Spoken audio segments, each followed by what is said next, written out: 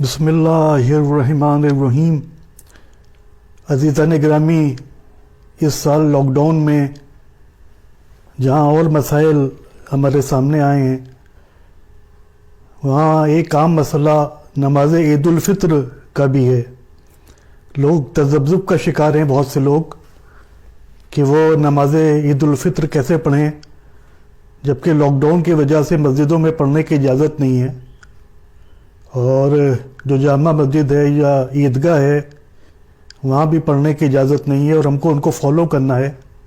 ज़ाहिर है कि नमाज ईद उल फित्र ग़ैबत इमाम में मुस्तहब है, सुन्नत है, लेकिन जान का बचाना और दूसरों की जान को ख़तरे में ना डालना ये वाजिब है, ये हमारा दीनी फरीज़ा है।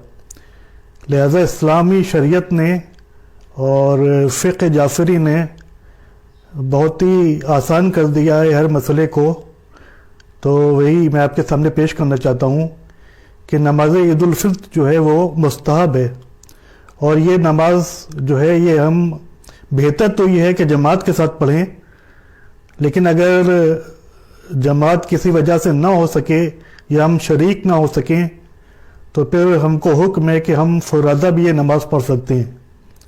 और इसका तरीक़ा जो है वो जाने शॉर्ट तरीक़ा वो भी बहुत आसान है, उसको मैं आपके सामने पेश करना चाहता हूँ कि 2 रकत नमाज है, ये आप सब जानते हैं, सब हर साल पढ़ते हैं माशाल्लाह। तो पहली रकत में आम तौर पर सूरह अलहम के बाद सूरह आला पढ़ा जाता है और दूसरी रकत में सूरह अलहम के बाद सूरह शम्स पढ़ा जाता है। वशम्स वज़ुहाहा वल क़मर इज़ा तला व नहार इज़ा जल्ला, वो आप जानते हैं सब। तो अब अगर हमको ये सूरे नहीं आते हैं तो हम क्या करें?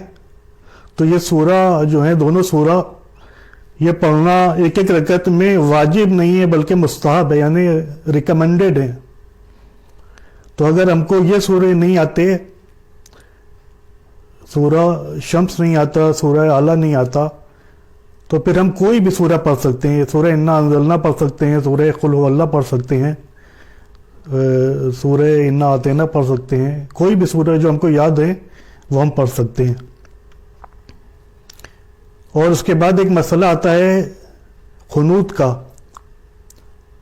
खुनूत जो है वो पहली रकत में 5 खुनूत हैं और दूसरी रकत में 4 खुनूत हैं। और आम तौर पर जो हम नमाज ईद उल फित्र में खुनूत पढ़ते हैं ये थोड़ा यानी लंबी खुनूत होता है, लंबा होता है। अल्लाहुम्मा अहलल किब्रिया वल अज़मत व अहलल जुद वल अफ़्व व अहलल रहमा वल अफ़्व व अहलल तक़वा व मग़फ़िरा, आप सब जानते हैं। तो इसके लिए भी बहुत ही आसान मेथड है कि हम तहरीरी शक्ल में किसी किताब में या किसी पेज पर ये खुनूत अगर मौजूद है तो उसको हाथों में रख कर पढ़ सकते हैं। अगर ये भी हमारे लिए मुमकिन नहीं है हाथों में रख कर पढ़ना, तो फिर हम कोई भी खुनूत पढ़ सकते हैं। पहली रकत में 5 मरतबा कोई भी खुनूत पढ़ सकते हैं और दूसरी रकत में 4 मरतबा कोई भी खुनूत पढ़ सकते हैं। और इसकी भी इजाज़त है कि हम सलवात और दुरूद पढ़ लें खुनूत के बजाय, दुआए खुनूत के बजाय अल्लाहुम्मा सल्लि अला मुहम्मदिन व आले मुहम्मद, इसकी भी इजाज़त है। तो आपने देखा कि कोई मसला नहीं है।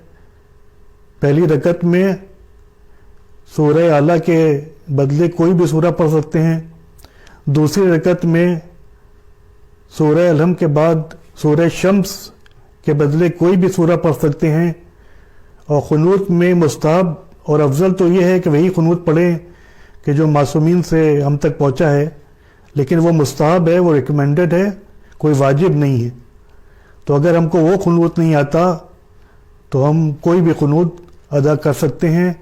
इंशाअल्लाह हमारी और आपकी नमाज जो है वो अल्लाह की बारगाह में कबूल होगी। इबादत की शर्त है इखलास, यानी सिर्फ़ और सिर्फ अल्लाह की रज़ा के लिए, अल्लाह की खुशनुदी के लिए इबादत को अंजाम दिया जाए। तो इंशाअल्लाह अगर हम इस तरीक़े से नमाज़ पढ़ेंगे तो हमारी नमाज जो है वो कबूल होगी اور آپ سے ایک اور گزارش ہے کہ آج 29 رمضان المبارک ہے. آج کی شب چونکہ یہ وبا بھی چل رہی ہے, یہ سب گناہوں اور نافرمانیوں کا بھی اس کا ایک سبب ہے, تو امام زین العابدین علیہ السلام کی دعائے توبہ ہے, اس کو ہم ضرور پڑھیں. 2 رکعت نماز توبہ پڑھیں تاریکی شب میں, رات کے اندھیرے میں گڑ گڑا کر خضوع اور خشوع کے ساتھ, پوری کنسنٹریشن کے ساتھ.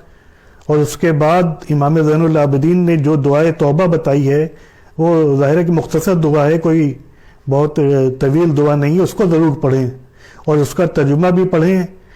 غالباً وہ صحیفہ سجادیہ میں 35 نمبر دعا ہے, 33 یا 35, تو بہرحال آپ دیکھ لیں, نیٹ پر بھی موجود ہے دعائے توبہ کے نام سے, اس کا ترجمہ بھی موجود ہے اور اس کا عربی متن بھی موجود ہے. تو آپ سے گزارش ہے کہ آج کی شب دعائے توبہ ضرور پڑھیں اور رو رو کر اللہ کی بارگاہ میں استغفار کریں, اپنے گناہوں کی معافی طلب کریں اور دعا کریں کہ یہ وبا جو نازل ہوئی ہے اس کو صرف اور صرف اللہ کی ذات ہٹا سکتی ہے. انسان بے بس ہے, انسان لاچار ہے, انسان کے پاس کوئی طاقت نہیں ہے, جو طاقت ہے وہ صرف اللہ کے پاس ہے کیونکہ وہ اللہ کل شیء قدیر ہے. انشاءاللہ یہ وبا ختم ہو تو پھر سالہ انشاءاللہ آئندہ ہم لوگ اسی طریقے سے نماز عید الفطر پڑھیں گے, مسجدوں میں جا کر, جامع مسجد میں جا کر, عیدگاہ میں جا کر جس طریقے سے پڑھتے تھے. وآخر دعوانا ان الحمد للہ رب العالمین.